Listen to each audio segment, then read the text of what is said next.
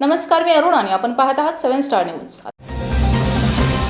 आपणा सर्वांचे नेते, मंडळाचे आधारस्तंभ व टेंबू योजनेचे जनक स्वर्गीय आमदार अनिल भाऊ बाबर यांचे आकस्मिक निधन झाल्याने विट्याचा राजा गणेशोत्सव मंडळ मित्रपरिवाराच्या वतीने प्रतिवर्षी मोठ्या दिमाखात केला जाणारा गणेशोत्सव यावर्षी साधेपणाने करण्याचा निर्णय घेतल्याची माहिती मंडळाचे उपाध्यक्ष अभिजित पवार उर्फ पप्पूदाजी यांनी दिली आहे।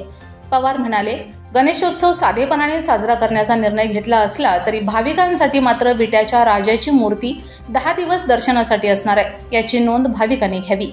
युवक नेते अमोल बाबर व सुहास बाबर यांच्या मार्गदर्शनाखाली गेले अनेक वर्ष विट्याचा राजा गणेशोत्सव मंडळाच्या वतीने परिसरात सर्वात मोठा गणेशोत्सव साजरा केला जातो। मंडळाचे सर्व आधारस्तंभ स्वर्गीय आमदार अनिल भाऊ बाबर यांचे निधन झाल्याने आम्ही हा गणेशोत्सव यावर्षी साधेपणाने करण्याचा निर्णय घेतला।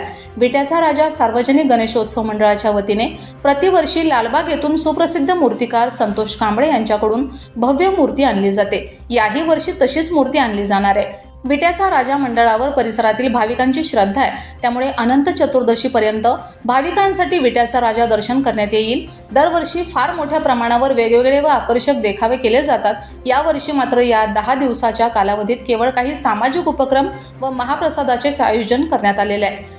यावर्षी विट्याच्या राजाची शाही विसर्जन मिरवणूक देखील होणार नाही। सुप्रसिद्ध कला दिग्दर्शक योगेश शेळके यांच्या मार्गदर्शनाखाली अत्यंत आकर्षक देखावे प्रतिवर्षी आयोजित केले जातात, परंतु यावर्षी साधेपणानेच 12 ज्योतिर्लिंग हा देखावा करण्यात आलाय। Bureau report 7 star news.